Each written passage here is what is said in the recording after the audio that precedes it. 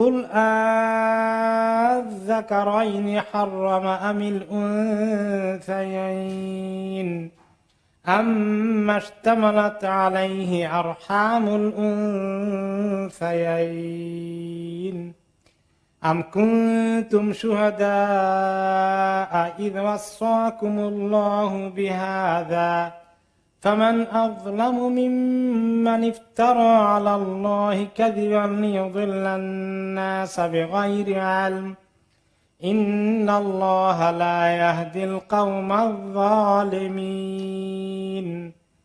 قل لا أجد فيما أوحي إلي محرما على طاعم يطعمه إلا أن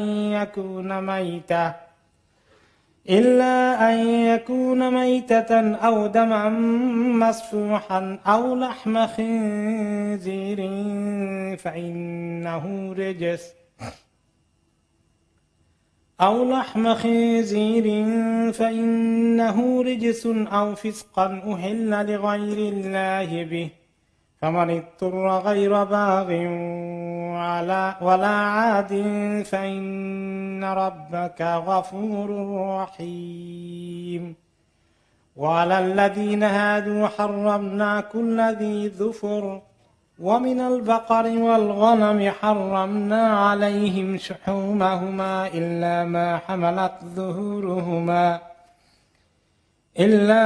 حملت ظهورهما أو الحوايا أو ما اختلط بعظم ذلك جزيناهم ببغيهم وإنا لصادقون فإن كذبوك فقل ربكم ذو رحمة واسعة ولا يرد بأسه عن القوم المجرمين الحمد لله رب العالمين والصلاة والسلام على أشرف الأنبياء وسيد المرسلين نبينا محمد وعلى آله وأصحابه أجمعين সম্মানিত হাজিরিন, আজকে আমাদের তাফসীর শুরু হচ্ছে সূরা আল আনআমের 141 নম্বর আয়াত থেকে 141 অফ সূরা আল আনআম। আল্লাহ রাব্বুল আলামিন আমাদেরকে খাবার দাবার, জানোয়ারের গোশত থেকে শুরু করে বিভিন্ন রকমের ফল ফলাদি এবং শস্য শাক সবজি, যে কি কত রকমের বৈচিত্র্য এবং রকমারি বিষয় তিনি আমাদেরকে দিয়েছেন, সেগুলাকে প্রায়গুলোকে তিনি হালাল করে ফেলেছেন। অতি সামান্যই অল্প কয়েকটি মাত্র হারাম করেছেন। মানুষ এগুলাকে খাবে, ভোগ করবে, এনজয় করবে, আর সৃষ্টিকর্তা আল্লাহ তাআলার শুকর আদায় করবে, তার একমাত্র ইবাদত করবে এবং অন্য কোনো মাবুদের কাছে তারা মাথা নত করবে না, কোনো মাবুদের ইবাদত করবে না। এটাই আল্লাহ তাআলা চান আমাদের কাছে। কিন্তু দেখা যায় মানুষ এগুলো খেয়ে এক নম্বরে আল্লাহ শুকর আদায় করে না, দুই নম্বরে হালাল হারামের আল্লাহ তাআলা যিনি সৃষ্টি করেছেন, যিনি রিজিক দান করেছেন, তিনি জানেন কোন জিনিস আমাদের খাওয়া ঠিক আর কোনটা খাওয়া ঠিক নয়, হারাম করে দিয়েছেন। সেটাও মানুষ রক্ষা করে না। মানুষ যিনি সৃষ্টিকর্তা তার চেয়ে বেশি বুঝে মনে হয়। তারা নিজেরা অনেক সময় হালাল হারামের দায়িত্ব নিজের হাতে নিয়েছে। আল্লাহ তাআলা শরীয়তের ফর্মুলাটাকে তারা ঠিক রাখতে চায় না, পরিবর্তন করে আর খামাখাই কিছু তারা দেব দেবীর নামে বিনা কারণে বিনা দলিলে তাদের নামে উৎসর্গ করে, আবার সেগুলাকে হারাম বলে ডিক্লেয়ার করে দেয়। আল্লাহ তাআলা এই সৃষ্টি নিয়ামতের মধ্যে কত রকমারি আমাদের জন্য রেখেছেন, তার কতগুলো জিনিসের এক্সাম্পল তিনি দিচ্ছেন। ওয়াল্লাযী আনশাআ জান্নাতিন মা'রুশাতিন ওয়া গায়রা মা'রুশাত, তিনি তোমাদের জন্য বাগ বাগিচা সৃষ্টি করেছেন, অনেক ফল এবং বিভিন্ন রকমের সবজি, যেগুলো মা'রুশাত, যেগুলো মাচার উপরে হয়, তোমরা মাচা তৈরি করে দাও। ওয়া গায়রু মা'রুশাত, আর কিছু আছে যেগুলো কোনো মাচা লাগে না, জমিনের উপরে তারা ফ্রিলি ছড়িয়ে পড়ে। মাচা দিয়ে করি আমরা কিরকম শাক সবজি ফল ফলাদি বলেন তো? আঙ্গুর ফল, এরপরে বিভিন্ন সবজি, শিম, লাউ, কদু, কুমড়া, এগুলো অনেক কিছু মাচার উপরে হয়, আবার কিছু আছে মাচা ছাড়াও হয় ছড়িয়ে মাটির মধ্যে। তো আল্লাহ তাআলা বলছেন কত রকম দিয়েছি তোমাদেরকে, মারুসাতিন গায়রু মারুসাত, কিছু কষ্ট করে তোমাদের একটু মাচা টাচা দেওয়া লাগে, আর কিছু এমনিতেই মাটিতে হয়ে পড়ে। কত রকমের দিয়েছি দেখো। ওয়ান্নাখলা ওয়াজ্জারা, নাখাল দিয়েছি। নাখাল অর্থ হচ্ছে খেজুর, খেজুর গাছকে নাখাল বলা হয়, নাখিল বলা হয়। এই যে খেজুরের নিয়ামত, বিশেষ করে আরব দেশে, তাদের জন্য খেজুরটা তো সবচেয়ে বড় সম্পদ, সবচেয়ে বড় ফসল। ফল ফুল মানে মানে খাদ্যের সবকিছু এর ভিতরে আছে। এত নিউট্রিশাস খেজুর, খেজুরের উপকারিতা বলে শেষ করার মতো না। এত আয়রন, এত ভিটামিন, এত এনার্জি এর ভিতরে আছে। এই খেজুর একটা বড় নিয়ামত আল্লাহ তাআলার কাছে। খেজুর খাওয়া অনেক ভালো, অনেক রকমের এর ভিতরে ফাইবার আছে। এর চিনি, এর মিষ্টি জাতীয় জিনিসটা এত ক্ষতিকর না। এই কোরআন শরীফে যেগুলোকে আল্লাহ তাআলা স্পেসিফিকলি মেনশন করেছেন, এগুলো কিন্তু প্রত্যেকটার মর্যাদা অনেক হাই। তাদের ফুড ভ্যালু, তাদের উপকারিতা, তাদের ক্ষতির দিকের কমতি অনস্বীকার্য। এগুলা মানে এক ধরনের হার্বাল জিনিস, যেগুলা মানে এক রকমের মানুষের অনেক ফায়দা দেয়। তার মধ্যে নাখাল উল্লেখ করেছেন, ওয়াজ্জারা মুখতালিফান উকুলুহু, আর রকমারি কৃষি পণ্যের বিষয় তোমাদের কাছে আছে। কৃষিজাত পণ্য কত রকমের আছে, সেখানে আপনার ধান, চাল, আটা, গম থেকে শুরু করে বিভিন্ন রকমের ডাল, বিভিন্ন রকমের বীজ, বিভিন্ন রকমের কত রকম যে আছে। মুখতালিফান উকুলুহু, এগুলোর স্বাদ অনেক কিসিমের। সবগুলো স্বাদ কি একরকম নাকি? ভাতের স্বাদ, রুটির স্বাদ একরকম না, বেশ কম আছে। শিমের স্বাদ, লাউয়ের স্বাদ কি সব একরকম না? এক এক রুচি। আমাদের প্রত্যেক সিজনটা খাইতে কি মনে চায়, কত রুচি লাগে। হ্যাঁ, আবার যদি সবসময় এত রকমের না হয়, একরকম খেতে খেতে রুচিকর জিনিসও আর ভালো লাগে না। এখন মনে হয় কেমনে চেঞ্জ করব, কেমনে ভ্যারাইটিস করব। ভ্যারাইটিজের যে আল্লাহ এত ব্যবস্থা রেখেছেন, মুখতালিফান উকুলহু, এবং রকমারি স্বাদে। কোন কোন সময় এক একটা জিনিসের স্বাদ এক এক রকম। আবার কোন কোন সময় দেখা যায় যে দেখতে একই ফল মনে হয়, কিন্তু স্বাদ আবার অন্যরকম। কোনটা যেমন আম, অনেকগুলো দেখতে একরকম মনে হবে, একটা সাংঘাতিক মিষ্টি, একটা একটু কম মিষ্টি, একটা একটু টক আছে, তাই না? এরকম টমেটো দেখেন কত রকমের, আবার স্বাদ কত রকমের। ভ্যারাইটিজ এর কোনো মানে লিমিট নাই, আনলিমিটেড ভ্যারাইটিস। ওয়াজ্জাইতুন আর রুম্মান, জাইতুন এবং রুম্মান। জাইতুন কি জিনিস? এই যে অলিভ জাইতুন, এটা তো এত ভালো জিনিস, এত বরকত, এত পবিত্র। কোরআনে পাকে যেগুলোর নাম ধরে ধরে আল্লাহ তাআলা বলেছেন, এগুলোর ফায়দা অপরিসীম। জয়তুনের ফায়দা তো শুধু মুসলমানদের কাছে না, অমুসলিমদের কাছেও। তারা অলিভ অয়েলে কোনো ফ্যাট নাই, কোনো ক্ষতি নাই, হার্টের রোগ হওয়া থেকে বাঁচায়। যে সমস্ত দেশের লোকেরা অলিভ অয়েল বেশি ব্যবহার করে, তাদের হার্টের রোগ কম। একটু দাম বেশি তো কম খান, বেশি খাওয়া দরকার কি? আর আমরা তো মাশাআল্লাহ ওইটা খাই না, সস্তা গুলো এতগুলো করে খাই। মাশাআল্লাহ, সস্তা আছে, খাইতে অসুবিধা কি? কিন্তু এইটাতে কি জিনিস, কি ক্ষতি করে খবর আছে আমাদের। সুবহানাল্লাহ। ওয়ার রুম্মান, রুম্মান হচ্ছে কি? পমগ্রানেট, আনার ফল কেউ কেউ বলেন, কেউ কেউ বলে ডালিম, বেদানা, অনেক নাম আছে রুম্মানের। এটার বিভিন্ন রকমের কোয়ালিটিও আছে, সাইজও আছে, স্বাদও বিভিন্ন রকমের আছে।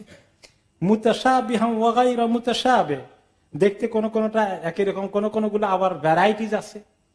কোনগুলো একটু বেশি লাল, কোনগুলো একটু কম লাল, একটু ব্রাউন বা সাদা কিসিমের। কোনগুলো সাইজে অনেক বড় হয়, কোনগুলো সাইজে ছোট হয়, কোনগুলো দানা ভিতরে শক্ত হয়, কোনগুলো ভিতরে নরম হয়, কোনগুলো লাল একদম, কিন্তু কোনগুলো আবার কম লাল হয়। কত রকমের। এই রুম্মানটাও এর মেডিকেল এবং ফুড ভ্যালু অনেক বেশি। এর জুস এবং এটা খাওয়া, এটা কিন্তু অনেক ফায়দা। আমাদের দেশে ছোটকালে দেখেছি কেউ অসুস্থ হয়ে গেলে আঙ্গুর বেদানা নিয়ে দেখতে যায়। আঙ্গুরও অনেক উপকারী, কিন্তু অনেক উপকারী আঙ্গুর। তো এই সমস্ত ফলগুলো আল্লাহ তাআলা উল্লেখ করছেন, যেগুলো বিশেষ করে আরব দেশে বেশি পাওয়া যেত তখন। আর আসলে এগুলোর ফুড ভ্যালু ভেরি হাই। এগুলো বলে আল্লাহ তাআলা বলছেন, কুলু মিন সামারিহি ইযা আসমারা ওয়া আতু হাক্কাহু ইয়াওমা হাসাদিহি। তোমরা এই যে এত রকমারি ফল ফলাদি, শাক সবজি, বিভিন্ন রকমের শস্য বীজ, এত কিছু আমি এত রকমারি দিয়েছি, এগুলা তোমরা খাও, তোমাদের খাওয়ার জন্য তো দিয়েছি। তবে একটু যেদিন ফসল কাটবে সেদিন কিছু তার হক আদায় করে দিও। ফসল যেদিন কাটবো সেদিন কিছু হক আদায় করে দেওয়া, এর অর্থ কি? এর দুটো অর্থ আছে। কেউ কেউ বলেছেন এটার যে কোন খাদ্য দ্রব্যের কি আছে, জাকাত আছে, এই জাকাত থেকে বলা হয় ওসর। শাকসবজি পচনশীল জিনিসের কোনো ওসর নাই, কিন্তু যেগুলো মেইন খাদ্য, কুত, ধান, চাল, ধান, গম, এই জাতীয় ডাল বীজ, এগুলোর ব্যাপারে, বা বিশেষ করে ধান, চাল, মূল খাদ্য, এগুলোর মধ্যে ওসর আছে। এগুলো নিয়ে ইমামদের মধ্যে অনেক ইখতিলাফ আছে লিস্টের মধ্যে। তবে পচনশীল ফল এবং সবজি এগুলোর মধ্যে তেমন জাকাত বা ওসর নাই। ধান, গম এগুলোর মধ্যে মেইনলি ওসর বেশি, ওসর আসে। ওসর কদ্দুর? 10 ভাগের 1 ভাগ। আপনাদের 10 মণ ধান হয়, 1 মণ ধান আল্লাহর ওয়াস্তে গরিবদেরকে দিয়ে দেওয়ার নাম কি? ওসর। এগুলো আমাদের দেশে সবাই দেয়?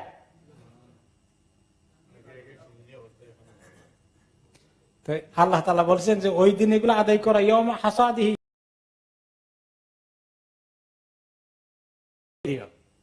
তারা আসবে, তাদেরকে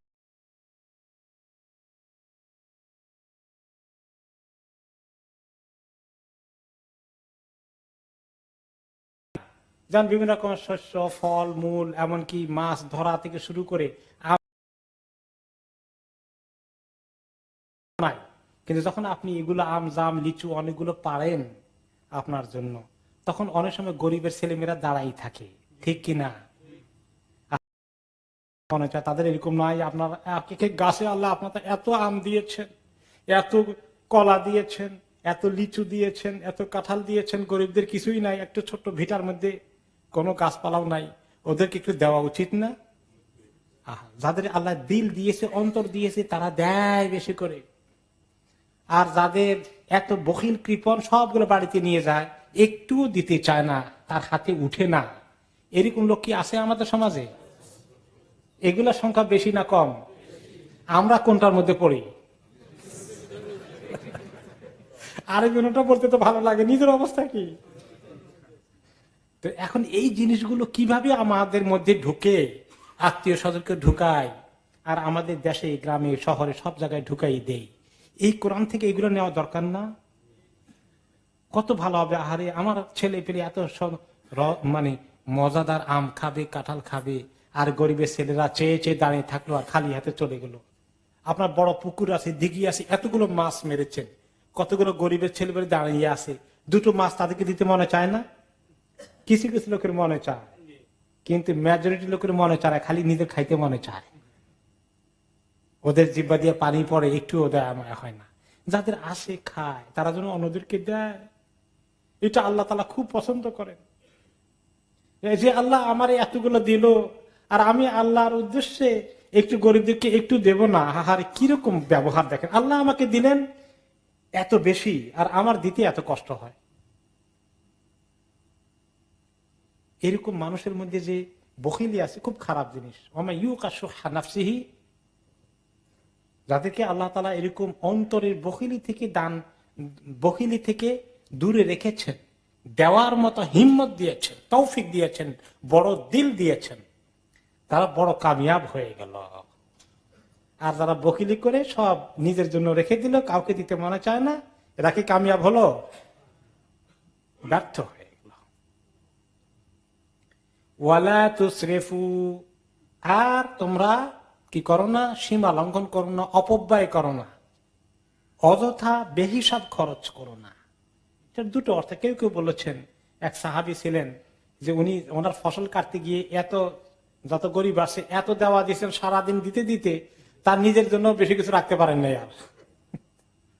তো কোন তাফসিরে এসেছে যে উনি বেশি দিয়ে ফেলতে নিজের ছেলে মেয়ে বঞ্চিত হয়ে গেছে শেষ পর্যন্ত।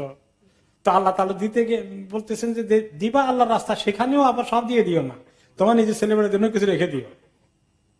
এটা কোন তাফসিরে এসেছে। মেজরিটি তাফসিরে বলা হয়েছে যে এই যে আল্লাহ তাআলা বলেছেন একটু আগে কি বলেছিলেন যে কুলু মিন সামারিহি ইযা আসমারা, তোমরা এরকম করে খাও যখন ফল ফসল আসে তোমাদের জন্য, এগুলা তোমাদের ঘরে নিয়ে আসো, খাও।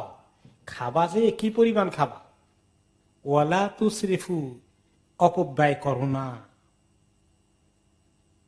খুব বেশি পাক করা, খুব বেশি ফেলে দেওয়া, খুব বেশি করে খাওয়া একদম, এগুলা কি ফজিলতের জিনিস? এক নম্বরে খাওয়ার ক্ষেত্রে পেট ভর্তি করে খাওয়া কি খুব ভালো খবর? কতটুকুন আইডিয়াল খাওয়া? 1/3, পেটের 3/1 এখন যদি হাত তোলেন কে কে আমরা 1/3 খাই? আল্লাহ মাশাআল্লাহ, দুই একটা হাত তোলে উঠছে দেখি। আসলে 1/3 খান নাকি? আমারটা উঠানো ঠিক হবে না, আমি বলছি আর কি। আমি বোধহয় 1/3 বেশি খাই। সুবহানাল্লাহ, আমাদের কাছে মনে হয় কি এত ক্ষুধা লাগছে, কি কয় 3/1 খাবে, দূর, মাথা খারাপ নাকি? এটা তো পারাই অসম্ভব মনে হয়। সুবহানাল্লাহ, আসলে যদি 1/3 খাওয়ার অভ্যাস করা যায়, সুবহানাল্লাহ, এটা হবে বেস্ট। এতে মানুষের এনার্জির যা দরকার, একটু ক্যালোরির কিছুই কম হবে না। যে রাসূলুল্লাহ সাল্লাল্লাহু আলাইহি ওয়াসাল্লাম এটা রেকমেন্ড করেছেন, তিনি এমন কিছু রেকমেন্ড করবেন না যেটা আমাদের স্বাস্থ্যের জন্য ক্ষতি হবে, আমাদেরকে দুর্বল করে দিবে কম কম খেয়ে, মোটেই না। আমাদের একটা আইডিয়া আছে, অনেক সময় লোকেরা খাওয়ায়, মা বাবাকে খাওয়ায়, একটু বেশি করে খান, পেট ভরে খান, আপনার শক্তি লাগবে। পেট ভরে খাওয়াইলে শক্তি হয়? কে বলছে? পেট ভরে খাওয়াইলে তত মুসিবত হয়। 3/1 খান, শক্তি কমবে না ইনশাল্লাহ। একটু চেষ্টা করি না, কি বলেন? একদিনে হয়তো পারবেন না, তাহলে যা খাই তার একটু কমাই, আগামী মাসে আর একটু কমাই, তারপরের বছর আর একটু কমাই, এভাবে করে করে একদিন হয়তো হাদিসের মধ্যে পড়ে যাবো ইনশাআল্লাহ, 3/1 চলে আসতে পারবো। That's a very good idea. মুশকিল হলো যে অনেকে মনে করে কি একটু জোর করে খাওয়ানোর, মেহমানদের করা কি যে অভ্যাস আছে, আরেকটু নেন আরেকটু নেন, আমরা জোর করে তুলে দেই। আমরা মনে করি অনেক সম্মান করলাম, কিন্তু আসলে সুন্নতের খেলাফ কাজ হয়ে যাচ্ছে। এগুলো কিছু রীতি রেওয়াজ, প্রচলন আমাদের সমাজে হয়ে আসছে। কেউ যদি একটু জোর করে না খাওয়াইতে দেয়, তাহলে মনে করে কি মেহমানদারি করলো, একটু জোর করে দিল না। এখন আমাদের দেশে এরকম ব্যবস্থা এখনো আছে, খাবার উঠে দেওয়া, অনেক সময় বেশি করে উঠে দেয়। আমি খাইতে যা পারবো তার চেয়ে বেশি দিয়ে ফেলে। এখন খাবারটা কি হবে? অপচয় হবে, নষ্ট হবে, ফেলে দিতে হবে। এই তুসরিফ, ইসরাফ হলো না? আর ফেলে দেওয়ার ভয় যদি বেশি করে খাই তখন কি হবে? তখন তো পেটের বড় ক্ষতি হতে হবে, সেটা আরো বড় ক্ষতি। বেশি খালি তো আরো বড় ক্ষতি, ফেলে দিলেও ক্ষতি। তাহলে উভয়টাই ইসরাফ, এটা ঠিক না। আমি বহুদিন থেকে বাইরে থাকার কারণে এমন হয়ে গেছে, দেশে তো এগুলো জোর করে এখনো দেয়। আমার কোনো মেহমান গেলে আমি জোর করে দিতে আমার কষ্ট লাগে, এমন উঠাই দিতে কষ্ট লাগে। কারণ হলো যে কোন পিসটা তার ভালো লাগে সেই বেচারা বুঝে। অনেক সময় গোশত বলেন, চিকেন বলেন, আপনার কোন পিসটা এক একজনের এক একটা আকর্ষণ লাগে, আমার ওইটা খাইতে মনে চায়, আপনি দিলেন উল্টাটা। আমাকে এরকম দিলে আমার মেজাজটাই খারাপ হয়ে যায়, মনটা খারাপ হয়ে যায়। তো এই দেওয়ার এই সিস্টেমটা আমার কাছে মোটেই ভালো মনে হয় না, মোটেই ভালো মনে হয়। এবং এটা ইসরাফের দিকে নিয়ে যায়। কিছু হয়তো থেকে যাবে, খেতে পারবে না, আর কিছু নষ্ট করবে। এবং আর বেশি জোর করে খেতে গেলে পেটের ক্ষতি হবে, স্বাস্থ্যের ক্ষতি হবে। এবং আজকাল যেখানে আমরা কায়িক পরিশ্রম কম করি, আমরা physical exercise, physical work, load নেওয়া, বড় হাল চাষ করা, এরকম শক্ত কাজ, রিক্সা টানা, এগুলো কে করি? আমরা কিছুই করি না। শারীরিক পরিশ্রম নাই, পেটের ভিতরে এগুলো হজম হয়ে সারে না। এবং এগুলো এভাবেই আমাদের বিভিন্ন রোগ, ডায়াবেটিস বলেন, ব্লাড প্রেশার বলেন, এগুলো জোগাড় হয়ে যাচ্ছে। এগুলো তাহলে আল্লাহ তাআলা যে কম খেতে বলেছেন, ওয়ালা তুসরিফু, পরিমিত খেতে বলেছেন, অপব্যয় করো না, বেশি খেও না, নষ্ট করো না। আরেকটা হচ্ছে মা বোনদের অনেক কাজে লাগবে, সেটা হলো মা বোনরা সব সময় একটু প্রিকশন তাদের মধ্যে আছে, যে একটু বেশি করে পাকানোর টেন্ডেন্সি আছে। ঠিক কিনা বলেন? আর মেহমান হলে তো কথাই নাই, মেহমান আসলে যদি টান পড়ে যায় এই চিন্তার কারণে বেশি করে। এবং যখনই যত বেশি পাকানো হয় সবগুলো খাবার কি ঠিক মতো কাজে লাগে? আপনি দেখবেন একদিন পরে, 2 দিন পরে, 3 দিন পরে ফ্রিজে রেখে রেখে পরে ফেলে দিতে হয়েছে। এবং এই ক্ষেত্রে মহিলাদের একটা সাইকোলজি বিরাট কাজ করে। তারা মনে করে যে না, একটু সবসময় একটু বেশি পাক করা দরকার, টান পড়ে যায় কিনা, এবং একটু বেশি পাকানো, এই যে ক্যালকুলেশন করা, এবার এটা দৃষ্টি আকর্ষণ করলে মহিলারা অংশ মনে করে খুব বকিলি করে, দেখা যায় লোকটা, কিছু বলাও মুশকিল। আবার স্বামী যদি বকিলি করে তাহলে স্ত্রী এটা মোটেই পছন্দ করে না। বলেন তো এটা কথা ঠিক কিনা? প্রত্যেক স্ত্রী চায় তার স্বামী একটু দরাজ দিলের হোক, বেশি করে খরচ টরচ করুক। নবী করিম সাল্লাল্লাহু আলাইহি ওয়াসাল্লাম একবার বসেছেন, মা আয়েশার ঘরে আসলেন, এসে শুনলেন মা আয়েশা বললেন, আজকে আপনাদের বলবো এই যে অনেক মহিলারা আসছেন, প্রায় 10-12 জন, অনেক গল্প করেছেন, সবাই তাদের স্বামীর গল্প করেছেন, তো বিভিন্ন রকমের স্বামীর কাহিনী বলেছেন। তো মা আয়েশা উনি ওনার স্বামীর কথা বলছেন কি না সেটা হাদিসে না, কিন্তু ওনার কাছে অনেক ইন্টারেস্টিং লাগছে, অনেক মহিলা তাদের স্বামীর বিভিন্ন গল্প বলেছে। তো একজনের যে যার বেশি পছন্দ হয়েছে সেটাও তিনি বললেন যে অমুকের স্বামী উম্মে যারা আবু যারার কথা বলেছে, যে সে অন্যতম প্রশংসা ছিল যে সেই লোকটা খুব বড় দিলের, বড় আত্মার, খরচপত্র ঠিক মতো করে এবং মানসিক ভাবেও সেটাকে মানে কোনো কষ্ট দেয় না, এরকম কিছু ভালো গুণ আসছে। তো রাসূলুল্লাহ সাল্লাল্লাহু আলাইহি ওয়াসাল্লাম বলেন, আমি কমপক্ষে অন্তত আবু যারার মতো হবো তো তোমার কাছে, কি মনে হয়? তো এতে বোঝা গেল যে এটাও মুশকিল পুরুষদের জন্য, কিন্তু মহিলারা এই ক্ষেত্রে, অনেক মহিলারা শুনতে পাচ্ছেন তাফসীরের এই বর্ণনা, আমার মনে হয় যে নষ্ট হওয়ার মতো কোনো কাজ যেন আমরা না করি। খাবার ফেলে দেওয়া, আল্লাহ তাআলার এত রিজিক, মানে কি পরিমাণ মানুষ এই রিজিকের অভাবে কষ্টে আছে, হাড় এবং গোশত হয়ে গেছে, ঠিক কিনা বলেন? রিফিউজি গুলো আফ্রিকার বিভিন্ন দেশে, আর আমরা যখন এইভাবে খাবার ফেলে দেই, মানে এটা একটা ক্রাইম কিনা আপনি আমাকে বলেন? অনেকে এটাকে কোনো ক্রাইম মনে করে না। স্বয়ং রাসূলুল্লাহ সাল্লাল্লাহু আলাইহি ওয়াসাল্লাম যখন প্লেট থেকে দস্তরখানে খাবারের টুকরা পড়ে যেত, কি করতেন? উঠাতেন, কোনো ধুলাবালি লেগে গেলে মুছে ফেলতেন, তারপরে খেতেন। আপনি রাসূলুল্লাহ সাল্লাল্লাহু আলাইহি ওয়াসাল্লামকে বখিল বলবেন? এত রকম দরাজ দিলের মানুষ। কাজে এটা আমাদের খেয়াল করা দরকার, কোন অবস্থাতেই জন্য খাবার আমাদের ফেলে না দিতে হয়। আমরা যেন প্রতিটি খাবারের আল্লাহ তাআলার রিজিককে যেন আমরা কাজে লাগাই। এত সুন্দর রিজিক আল্লাহ দিয়েছেন, আর অপব্যয় করব, ডাস্টবিনে ফেলে দেবো, কি নিয়ামত আল্লাহ তাআলা। তারপরে আমাদের দেশে একটা সুবিধা ছিল, কুকুর আছে, বিড়াল আছে, তাদেরকে খাওয়ানো যায়, এই ধরনের সেগুলো তো নাই বাড়ির কাছে, সবগুলো গিয়ে ডাস্টবিনে চলে যাচ্ছে। তাহলে ইন্নাহু লা ইউহিব্বুল মুসরিফিন, খবরদার তোমরা অপব্যয় করো না, নষ্ট করো না খাবার। ইন্নাহু লা ইউহিব্বুল মুসরিফিন, আল্লাহ তাআলা অপব্যয়কারীদেরকে, খাবার নষ্টকারীদেরকে আল্লাহ তাআলা পছন্দ করেন না। ভালো করে শুনেন মা বোনেরা, আল্লাহ তাআলা খাবার নষ্টকারী, অপব্যয়কারী, যা না লাগবে তার চেয়ে বেশি করে সবকিছু খালি নষ্ট করা, অপব্যয় করা, এদেরকে আল্লাহ পছন্দ করেন না, এটা মাইন্ডে রাখতে হবে। এই বিভিন্ন রকমের খাবারের লিস্ট দিলেন আল্লাহ তাআলা, তারপরে শুকর আদায় করতে বললেন, নষ্ট না করতে বললেন। এখন আল্লাহ তাআলা বলছেন যে তোমাদেরকে তো কিছু এখানে কৃষি পণ্যের কথা বললাম, আরো তো আছে তোমাদের মজার খাবার। ওয়ামিনাল আনামি হামুলাতাও ওয়া ফারশা কুলু মিম্মা রাযাকাকুমুল্লাহু ওয়া লা তাত্তাবিউ খুতুওয়াতিশ শাইতান ইন্নাহু লাকুম আদুউম মুবিন। তোমরা, তোমাদেরকে কি দিয়েছে আরো? মিনাল আনআমে, এই যে গবাদি পশু, গবাদি পশু, দ্য ক্যাটলস, এগুলাকে বলা হয় আল আনআম, খাবারের পশুগুলো। যেমন গবাদি পশুর মধ্যে কি কি আসে? গরু, ছাগল, ভেড়া, মহিষ, হরিণ, হ্যাঁ, এই জাতীয় জিনিসগুলোকে বলা হয় গবাদি পশু। এগুলোর মধ্যে কি কি আছে? এই যে তোমাদেরকে অনেকগুলো দিয়েছি, হামুলা তোমা ফারসা, এগুলোর মধ্যে আবার আছে হামুলা আছে, ফারস আছে।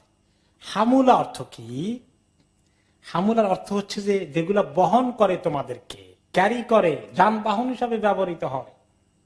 আগের জামানায় নবী করিম সাল্লাল্লাহু জামানায় মোটর গাড়ি, বাস, কার, সাইকেল, রেলগাড়ি কেমন ছিল? কিচ্ছু ছিল না। যানবাহন কি ছিল? উট, আর কি ঘোড়া, আর কি গাধা, আর কি খচ্চর।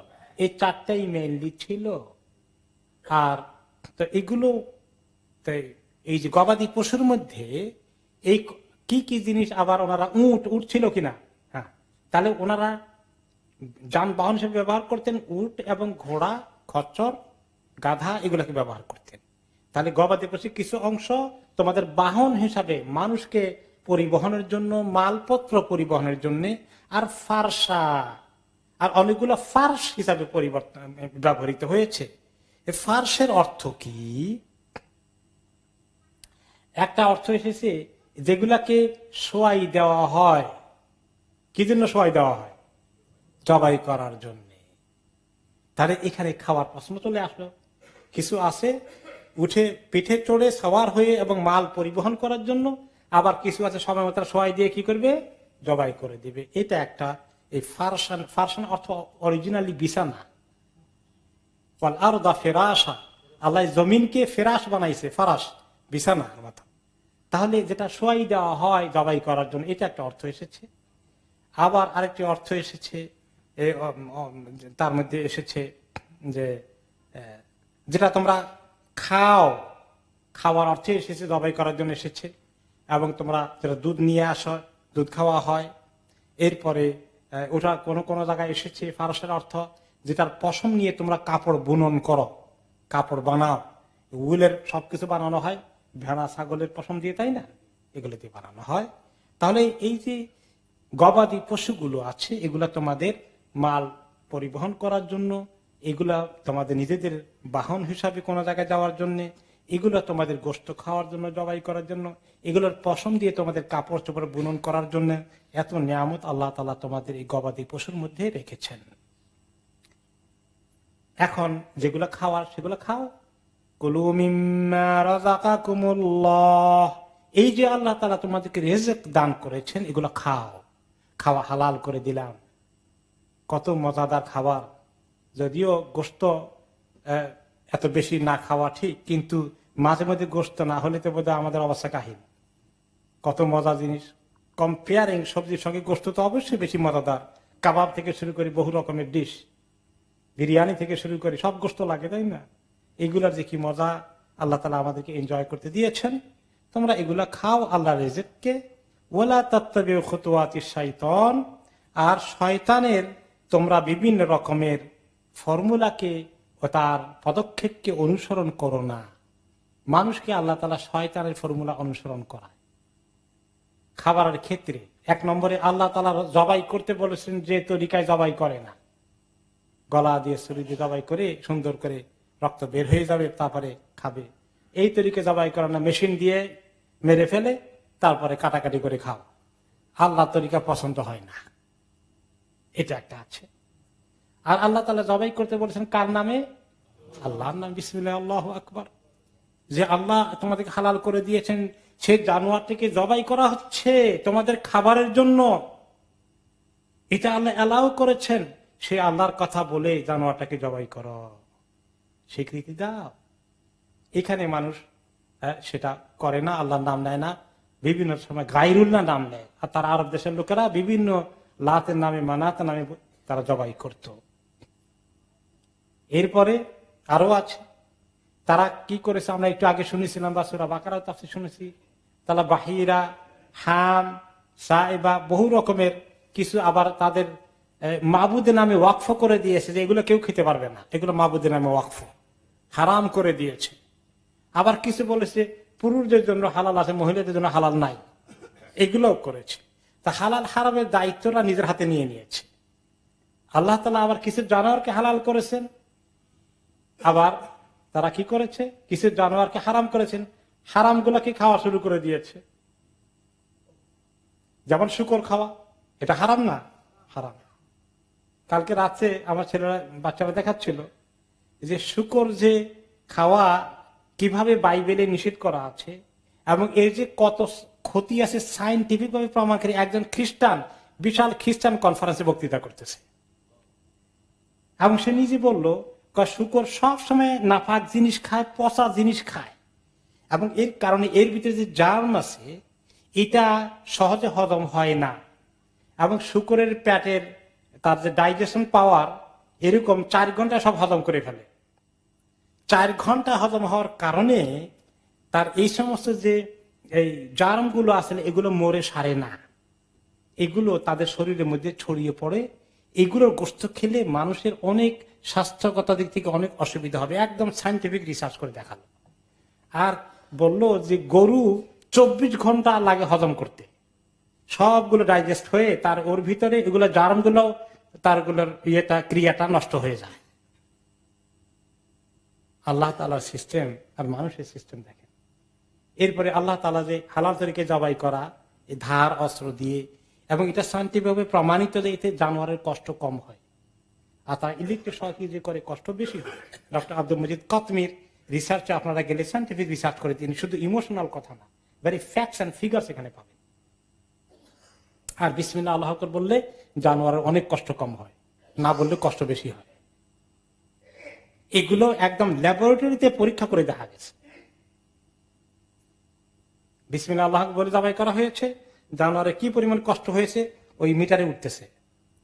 আর বিসমিল্লাহ আল্লাহু আকবার না বলে জবাই করা হয়েছে, কষ্ট পরিমাণ কত বেড়ে গেছে সেটা দেখা যাচ্ছে, কম্পিউটারে উঠে যাচ্ছে।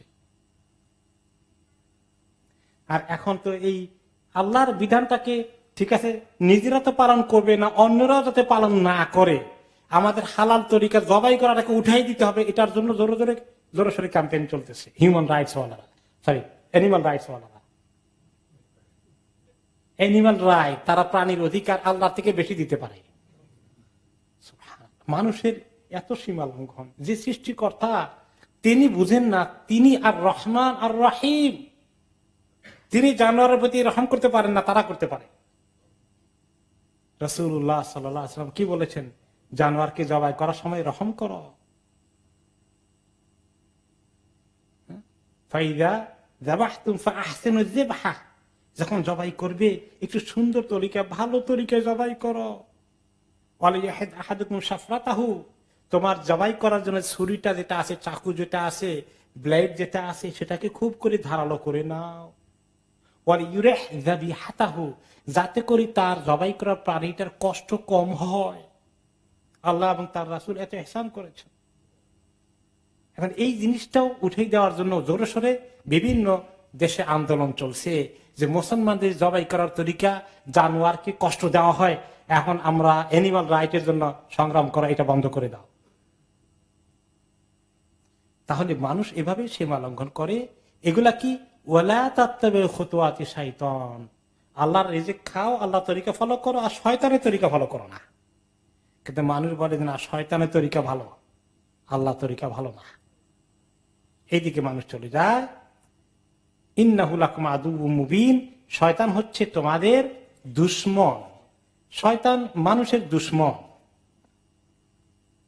আর শয়তানকে মানুষ কি মনে করে? তার দোস্ত মনে করে বসে, তাই না? আল্লাহ তাআলা এই শয়তান যে আমাদের দুশমন কেমনে বোঝা গেল? কেমনে বুঝলাম শয়তান যে দুশমন? এখনো বুঝলাম না।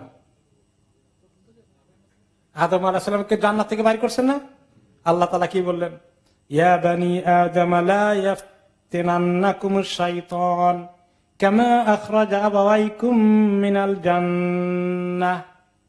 হে বনি আদম, আদম সন্তান, শোনো, শয়তান যেন তোমাদেরকে ফিতনায় নিক্ষিপ্ত না করে, বিভ্রান্ত না করে, পথ ভ্রষ্ট না করে। যেভাবে এই বিভ্রান্ত করে ওয়াসওয়াসা দিয়ে, খারাপ বুদ্ধি দিয়ে কি করেছে? তোমাদের মা বাবাকে কোত্থেকে বের করেছে? জান্নাত থেকে বের করেছে, আদম আর হাওয়া আলাইহিস সালামকে। খবরদার, তা থেকে সাবধান।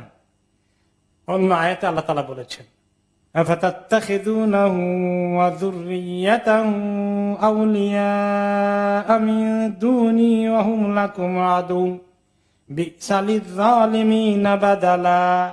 তোমরা কি এই শয়তানকে এবং তার যে বংশ বুনিয়া, তার গোষ্ঠী, তার চালা চামুন্ডা আছে, তাদের কি তোমাদের একান্ত আপন জন মনে করবা?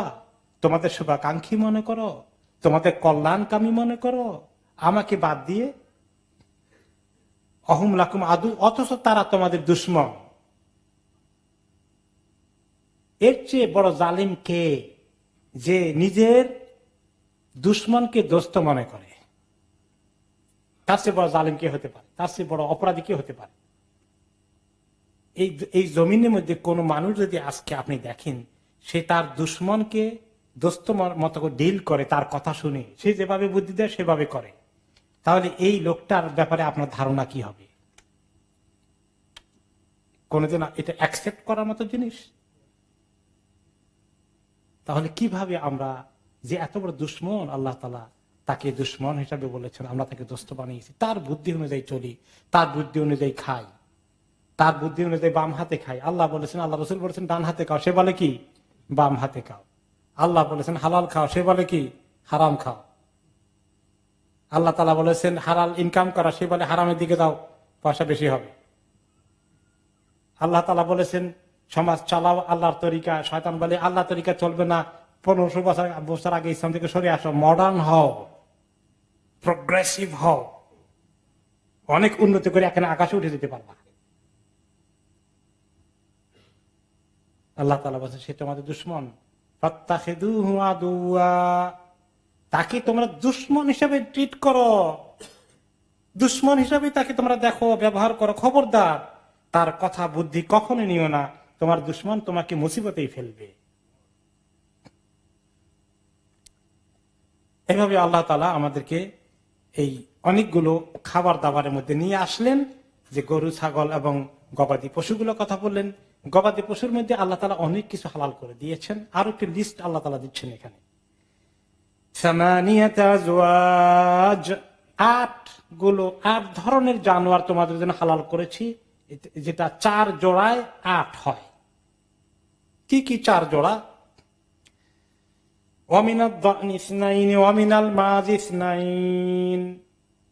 ছাগল ভেড়ার মধ্যে 2 রকম আছে, একরকম হলো দান, একরকম হলো মাজ। দান হলো যেগুলার পশম অনেক লম্বা, লোমগুলো লম্বা থাকে, আর মাজ হলো যেগুলার লোমগুলো ছোট থাকে।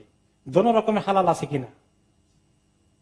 ভেড়ার মধ্যে তো প্রায় লম্বা পশম হয়, ছাগলের মধ্যে আছে ছোট পশম, আবার আছে বড়। অনেক জায়গায় কিন্তু বড় পশমের ছাগল আছে। এবং ছাগলের এই লোম দিয়ে, ভেড়ার লোম দিয়ে কি বানানো হয়?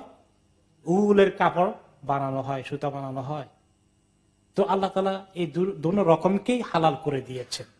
কত জাতের আছে, সাধারণ ছাগল আছে, আবার রাম ছাগল বলে একটা, তাই না? তারপরে আরো কত রকমের ছাগল আছে। এইগুলো সবগুলোই অনেক কিসিম, কিন্তু মোটা কথা আল্লাহ 2 ভাগ করেছেন। এক ভাগ লম্বা পশমওয়ালা, আরেক ভাগ ছোট পশমওয়ালা, সব কিসিম হালাল। তো জোড়া কেন বলেছেন? যে এর মধ্যে নর আছে, এর মধ্যে মাদি আছে, ছাগল আছে, ছাগি আছে, ভেড়া আছে, ভেড়ি আছে। এখন এখানে ভেড়ার গোস্ত খান না ভেড়ির গোস্ত খান? বাংলাদেশের একজন নাম করা আলিম এখানে প্রায় আসতেন, তিনি বলতেন এখানে সবাই ভেড়ির গোস্ত বলে, তাই না? ভেড়ি। তো উনি বলে যে আপনাদের এখানে সবগুলো ভেড়ি, কেমনে বুঝলেন? কোন ভেড়া নাই, সবগুলো ভেড়ি। এটা কথার কথা আর কি, কিন্তু আল্লাহ তাআলা ভেড়া, ভেড়ি, ছাগল, আপনার ছাগি সব এলাও করেছেন, বলদ, গাভী, গাই সব এলাও করেছেন। তো এখানে হলো ছাগল ভেড়া জাতীয় মধ্যে এই 2 কিসিম গেল। এখন এরপরে আল্লাহ তাআলা বললেন কুল আযাকারাইনি হাররামা আমিল উনসায়াইন। এখন আল্লাহ কি এইগুলোর পশুগুলো হালাল, পুরুষ জাতিগুলো নরগুলো হালাল করেছেন না মাদিগুলো হারাম করেছেন? তোমরা কি বলতে পারবা কিছু? এগুলো তোমরা কেন মাঝে মধ্যে, তারা যে কিছু কিছু গুলোকে কোনো সময় উট যদি 10 নম্বর বাচ্চা প্রসব করে তাহলে তাকে হারাম করে দিতে হবে, আর খাওয়া যাবে না এটার গোশত, এটা অনেক পবিত্র হয়ে গেছে, স্যাক্রেড। এইরকম অনেক কিছু তারা বিভিন্ন রকম কাহিনী বানিয়েছে। তোমরা যে এগুলো হারাম হালাল বানাও, যে অমুক নর অমুক মাদি জানোয়ারটা হালাল হারাম হয়ে গেল, কি কারণে? এইটা খবর কোথায় পেলা? আম্মাশতামালাত আলাইহি আরহামুল উনসায়াইন। আর কত নম্বর প্রসব, গর্ভ হলে এত নম্বর গর্ভের কারণে তার ওই গর্ভের ওইটা আবার খাওয়া যাবে না, এটা মাবুদের উদ্দেশ্যে কোরবানি করে দিতে, ওয়াকফ করে দিতে হবে। এগুলোর খবর তোমরা কোথায় পেলা? আরবদের এইটা খুব সাংঘাতিক রেওয়াজ, বিভিন্ন রকম ফর্মুলা তারা প্রচলন করেছিল। এগুলার বড় বাবা হচ্ছে আমর ইবনে লুহাই। আমর ইবনে লুহাই যে এই ইসমাইল আলাইহিসসালামের জ্ঞাতি গোষ্ঠী যারা মক্কা শহরে বসবাস করেছে, এদের কাছে মূর্তি পূজা আমদানি করেছে। আর এই সমস্ত মূর্তির নামে জানোয়ারগুলোকে ওয়াকফ করে দেওয়া, উৎসর্গ করে দেওয়ার এই পদ্ধতি সে আবিষ্কার করেছে। তো এগুলা তখন খুব প্রচলিত হয়ে গেল। নাব্বিউনি বিইলমিন ইন কুনতুম সাদিকিন, আমাকে আল্লাহ তাআলা বলেন, আমাকে এলেম দ্বারা খবর দাও যদি তোমরা সত্যবাদী হও। কোন এলেম কোত্থেকে পাইলা, এটা দাও আমাকে প্রমাণ। অনেক সময় সব মুখস্থ কথা, খালি মুখস্থ ফতুয়া জোগাড় হয়ে গেল। দলিল কি? আল্লাহ তাআলা বলেন যে দলিল দেখাও। তোমাদেরকে হালাল হারামের অথরিটি কে দিয়েছে? হারাম হালালের মালিক কে? আল্লাহ তাআলা। নিজেদের মতো করে বানা, আমি হালাল করে দিলাম আর তোমার ধরে হারাম বানা।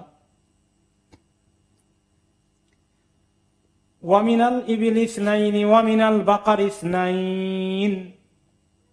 আর উটের মধ্যে দুটো আছে, মাদি উট, নর উট, দুইটাই হালাল। আর গরুর মধ্যেও সেটা বলদ হোক, ষাঁড় হোক কিংবা গাভী হোক, সবটাই হালাল। এই দোনো কিসিমের, এখানে দোনো কিসিমের, মানে উটের মধ্যে দুইটা, গরুর মধ্যে দুইটা, আর উপরে ছাগলে ভাড়ার মধ্যে দুইটা দুইটা চারটা, কয়টা হলো? 8টা। এই আল্লাহ তাআলা বলেন সামানিয়াতা আজওয়াজ, এই 8 কিসিমের সব কিছু হালাল। এখন কেউ কেউ বলবেন এই 8 কিসিমের বাইরেও তো গবাদি পশু কিছু হালাল আছে। কি আছে বলেন? মহিষ, হরিণ। এখন মহিষ কোথায় গেল? এই 8 গ্রুপের মধ্যে তো পড়ে না। মহিষ হলো আরেক ধরনের গরু, আরেক জাতের গরু আর কি, বড় জাত। ও বাকারের মধ্যে সেটা ঢুকে যায়। কথা বুঝলেন? এরকম হরিণ ওই ছাগল ভেড়া জাতের মধ্যে এটা ঢুকে যায়।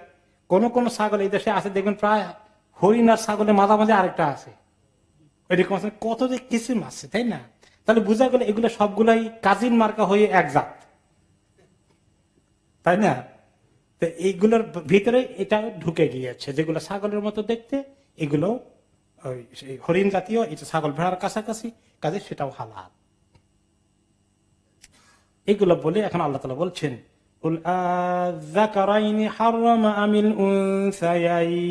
একই কথা রিপিট করছেন।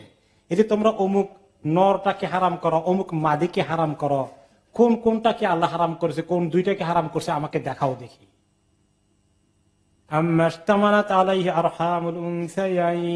অথবা মাদগুলার পেটে যে তাদের গর্ভ আসার পরে অমুক এত নম্বর যদি গর্ভ হয় তাহলে এইটা হারাম, এইরকম কথা যে পেয়েছ, কোথায় পেলা? আম কুনতুম শুহাদা ইয ওয়াসাকুমুল্লাহু বিহাদা, নাকি তোমরা সাক্ষী ছিলে যখন আল্লাহ তাআলা এগুলো তোমাদেরকে ওসিয়ত করেছেন, তোমরা উইটনেস করেছো? কোনদিন কি আল্লাহ তাআলা এগুলাকে তোমাদের জন্য বলে দিয়েছেন যে আমি তোমার সাক্ষী ছিলে, বলতে পারবা যে অমুক দিন আল্লাহ তাআলা এটাকে হারাম করেছেন? বলো তো দেখি, এমন কোন খবর কি তোমাদের কাছে আছে? কখনো নাই। এগুলা বলার পরে এখন আল্লাহ তাআলা বলছেন ফামান আযলামু মিম্মান ইফতারা আলাল্লাহি কাযিবান লিয়ুযিল্লান নাস বিগাইরি ইলম, এর চেয়ে তাহলে বড় জালিম কে আছে?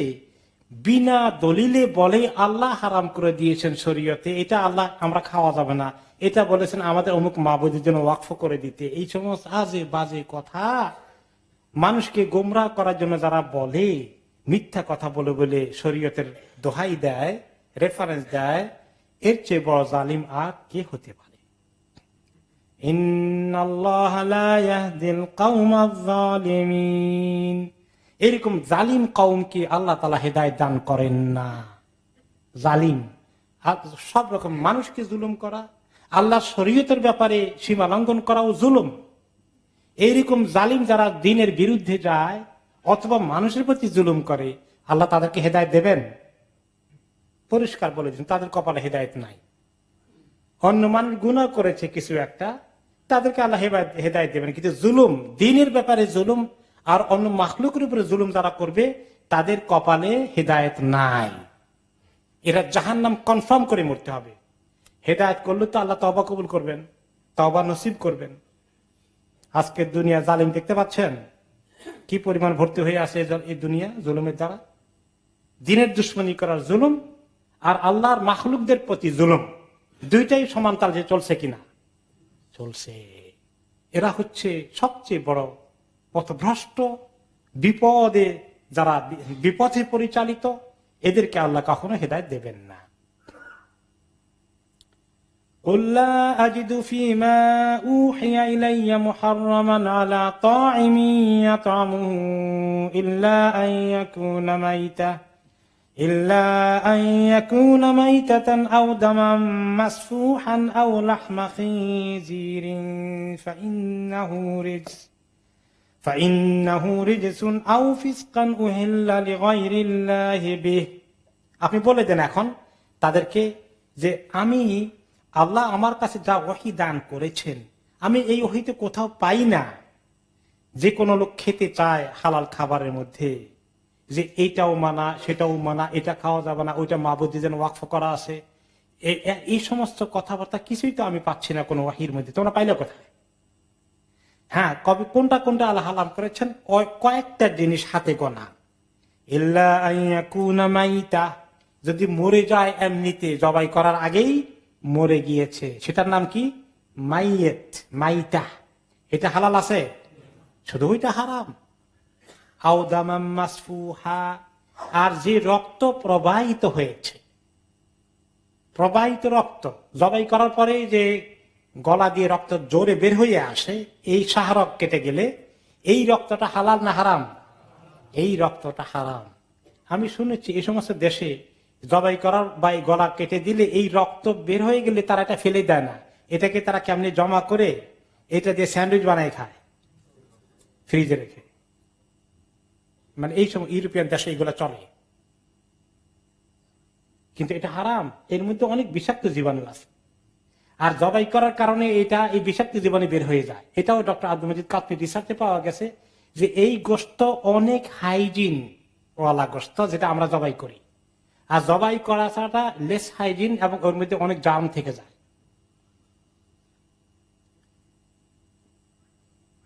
প্রবাহিত রক্ত হারাম, তাহলে সব রক্ত হারাম না। এখন মুরগি জবাই করেছেন, ছাগল জবাই করেছেন, প্রবাহিত রক্ত হারাম।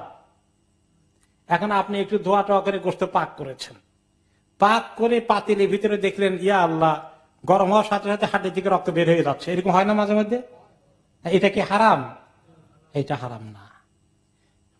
গোশত এমন কি যদি ধোয়ার কোনো ব্যবস্থা না থাকে, আমরা তো না ধুয়ে খাই না গোশত, কোন কারণের পানি নাই, এই না ধুয়ে গোশত খাওয়া যাবে, এই গোশতের মধ্যে না ধোয়ার কারণে যে রক্ত লেগে আছে এটা হারাম না।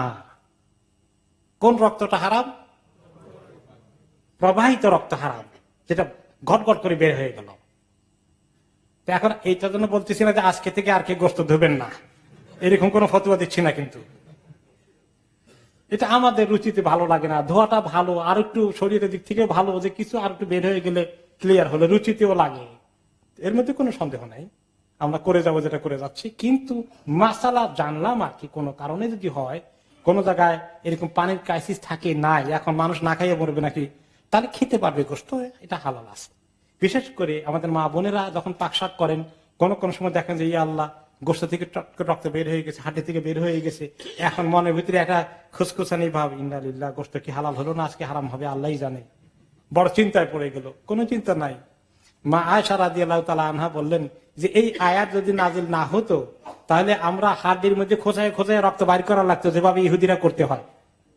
আল্লাহ আমাদেরকে অনেক রহম করে দিয়েছেন, ইহসান করে দিয়েছেন, আলহামদুলিল্লাহ। তাহলে 2 নম্বরে হলো প্রবাহিত রক্ত। 3 নম্বরে কি? আও লাহমা খিনজির, অথবা শূকরের গোশত, সেটা কি? হারাম, পরিষ্কার।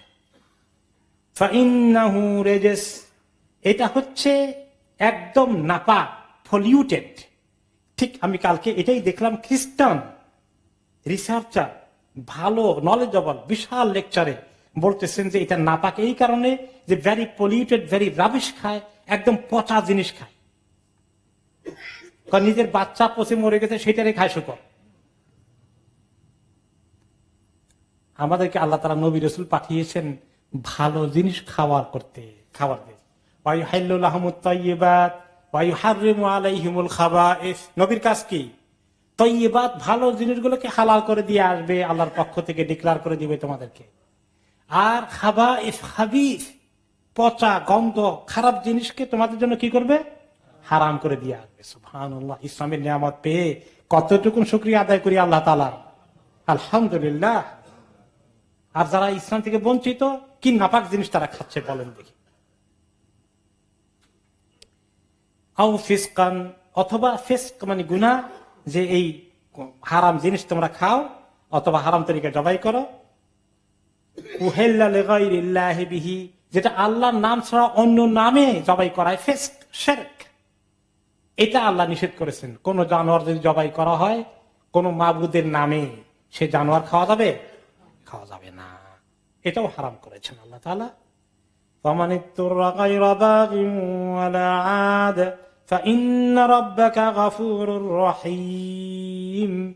তবে এই হারামগুলো ছাড়া যদি কোনো জায়গায় কোনো ব্যক্তি, কোনো মুসলমান বিপদগ্রস্ত হয়ে যায়, হারামগুলো এইগুলো ছাড়া আর কোনো হালাল খাদ্য তার সামনে নাই, এখন তার জীবন রিস্কের মধ্যে চলে এসেছে, জীবন অতিষ্ঠ হয়ে গেছে, তার প্রাণ চলে যাওয়ার উপক্রম হয়ে গেছে, মরে যাবে, এত ক্ষুধায় কষ্ট হচ্ছে, ওই ক্ষেত্রে আল্লাহ তাআলা তাকে কিছু খাওয়ার পারমিশন দিয়েছেন।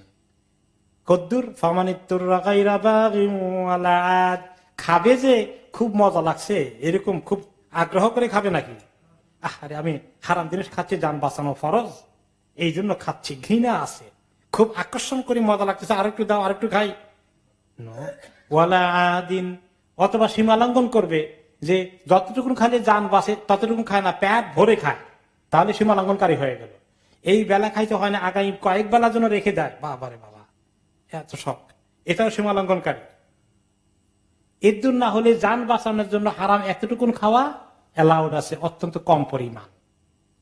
ফাইন্না রাব্বাকা গফুরুর রহিম, আপনার রব এই কেসে, এরকম সিচুয়েশনে একটু হারাম খেয়ে ফেলেছে জান বাঁচানোর জন্য কোন রকমে, না হলে মরে যাওয়ার উপক্রম, তাহলে আল্লাহ তাআলা গাফুর এবং রহিম, ক্ষমাশীল এবং দয়াময়, মানুষকে জান বাঁচুক, এই এত বড় কষ্টে পড়ে গেছে উদ্ধার করার জন্য আল্লাহ তাআলা অ্যালাউ করবেন।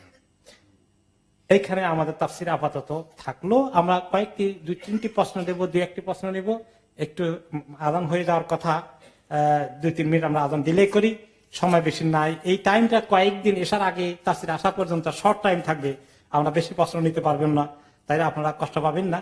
দাঁড়িয়ে প্রস্রাব করা কতটুকু বিধিসম্মত এবং কতটুকু পাপ হয়? দাঁড়িয়ে প্রস্রাব করা এটা ঠিক নয়, বসে প্রস্রাব করা উচিত, এটাই সুন্নাত, রাসূলুল্লাহ সাল্লাল্লাহু আলাইহি ওয়াসাল্লাম বসে প্রস্রাব করেছেন, এটাই করা উচিত। তবে কোন কোন কেসে দাঁড়িয়ে প্রস্রাব করা জায়েজ আছে। যেমন আপনি বসলে কি হবে? কাপড় নষ্ট হয়ে যাবে, শরীর নাপাক হয়ে যাবে, এমন কোন পরিবেশ নাই, তখন দাঁড়িয়ে প্রস্রাব করা জায়েজ আছে। সহিহ বুখারীর হাদিস, রাসূলুল্লাহ সাল্লাল্লাহু আলাইহি ওয়াসাল্লাম সাহাবীদের সঙ্গে ছিলেন এবং ওনার প্রস্রাব ধরলো খোলা জায়গা, কোনো ভালো ব্যবস্থা নেই, একটু জায়গা আছে, সেখানে ময়লা আবর্জনা ফেলে, ডাস্টবিন ফেলার জায়গা, ওখানে গিয়ে তিনি শেষ পর্যন্ত বসার পরিবেশ পেলেন না, দাঁড়িয়ে প্রস্রাব করলেন। সাহাবীরা বর্ণনা করেছে এবং সহিহ বুখারীর হাদিস। তাহলে ওই সমস্ত কেসে অনলি অ্যালাউড, বাকি সময় বসে প্রস্রাব করাই হলো নিয়ম। বেতের নামাজের সহি তরিকা, এই কতবার বলা হয়ে গেছে, আর টায়ার্ড হয়ে গেছে, থাক আজকে আর। মসজিদের ভলান্টিয়ার মুজিবুর রহমানের ফুফু বাংলাদেশে ইন্তেকাল করেছেন, ইন্না লিল্লাহি ওয়া ইন্না ইলাইহি রাজিউন। আল্লাহ তাআলা ওনাকে জান্নাতুল ফেরদাউস নসিব করুক, আত্মীয় স্বজনকে সবার জন্য তৌফিক দান করুন। হাতে 2-1টা প্রশ্ন নেব আমরা, আমাদের নামাজ তো 9:45, তাই না? জি, আপনি মুরব্বী আমার সামনে আসেন, চট করে বলে ফেলেন। বাচ্চা পেটে আসলে, ও বাচ্চা পেটে আসলে, গরু যদি গাভীন গরু জবাই হয় না জানে, যে কোনো কারণে জানি করলেও জায়েজ আছে, এই গরু গোশত খাওয়া জায়েজ আছে। আমাদের দেশের লোকেরা মনে করে এটা খাওয়াতে জায়েজ নেই, জায়েজ আছে। এখন পেটে যে বাচ্চা আছে, এই বাচ্চার যদি রূহ থাকে, তাহলে তাকে জবাই করাটাই উচিত। আবার কোন কোন রেওয়ায়তে আসছে যে মাকে জবাই করা হয়ে গেলে বাচ্চা জবাই করার হুকুম আদায় হয়ে গেছে, হ্যাঁ, তাকে তাকে খাওয়া যায়। আর জান থাকলে যদি বেরিয়ে আসে, ছটফট করে, তাহলে তাকে জবাই করা উচিত। আর যদি ছটফট না করে, তার জান নাই, তাহলে অটোমেটিক্যালি সেটা হালাল। এবং আরবদের কাছে ওই বাচ্চাটা খুব মজাদার জিনিস, তারা খুব শখ করে খায়। আমার বোধের যদি গোলাপে না খাইতে অবশ্য। ঠিক আছে, জি। আচ্ছা,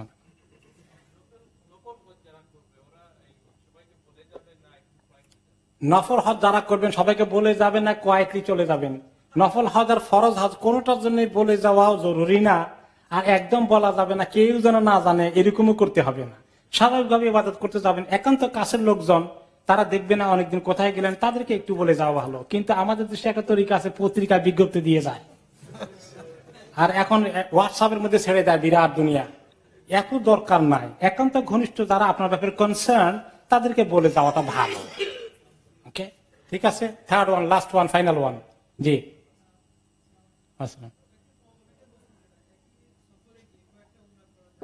এটা তো অনেকবার আলোচনা হজ তালিমে হয়ে গেছে, এটা আবার আজকে আনছেন কেন এখানে? একই সফরে গিয়ে অনেকগুলো ওমরা করা ঠিক নয়, বিশেষ করে হজের আগে কোনো ওমরা করা ঠিক না। জাস্ট তামাত্তর ওমরা ফিনিশ, কেরামের অংশ ফিনিশ। হজের পরে মেজরিটি ওলামায়ে কেরাম, সব মাযহাবের ইমামরা বলেছেন না করা উত্তম। আর কোন এক্সট্রা ওমরা, এক হজে, এক সফরে এক হজ এক ওমরা। আর কেউ কেউ এলাও করেছেন, অল্প কিছু মাইনরিটি স্কলার বলেছেন হজের পরে দুই একটা করা যায়, মা বাবার জন্য কি মারাত্মক অসুস্থ থাকলে করা যায়। কিন্তু মেজরিটি স্কলার, হানাফি মাযহাবের ইমামরা সহ বলেছেন এক্সট্রা ওমরা না করে এক্সট্রা তাওয়াফ করাই সুন্নাত, এক্সট্রা ওমরা সুন্নাত নয়। নবী করিম সাল্লাল্লাহু আলাইহি ওয়াসাল্লাম, সাহাবায়ে কেরাম, বড় বড় ইমামরা, সালফে সালেহিন, কেউ এক হজে গিয়া এতগুলো 4-5টা ওমরা কখনো করেন নাই। আজকে আজান হয়ে যাবে, আজানকে দেরি করাই ফেলছি। আগামী সপ্তাহে আল্লাহ আপনার হায়াতে তয়্যিবা দান করুক ইনশাআল্লাহ। খুব জরুরি, তাড়াতাড়ি বলে ফেলেন। 1 মিনিট, 1 মিনিট।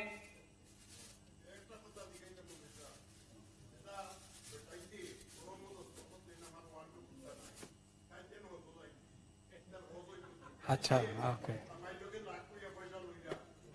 আচ্ছা, ঠিক আছে। হজ কবুল করা মালিক তো আল্লাহ তাআলা। আমরা এখন সবকিছু দায়িত্ব নিয়ে ফেললে আল্লাহ তাআলা কি পালন করবেন?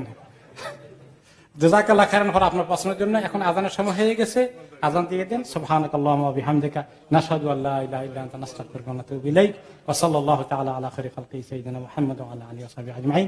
আসসালামু আলাইকুম ওয়া রাহমাতুল্লাহি ওয়া বারাকাতুহু। الله أكبر الله أكبر الله أكبر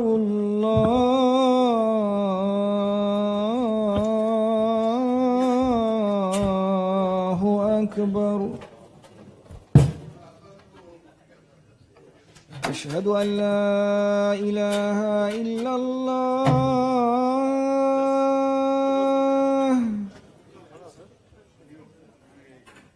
أشهد أن لا إله إلا الله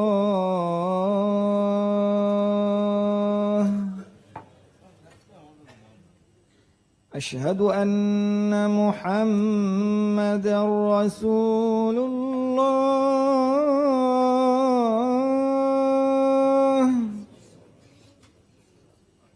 أشهد أن محمدا رسول الله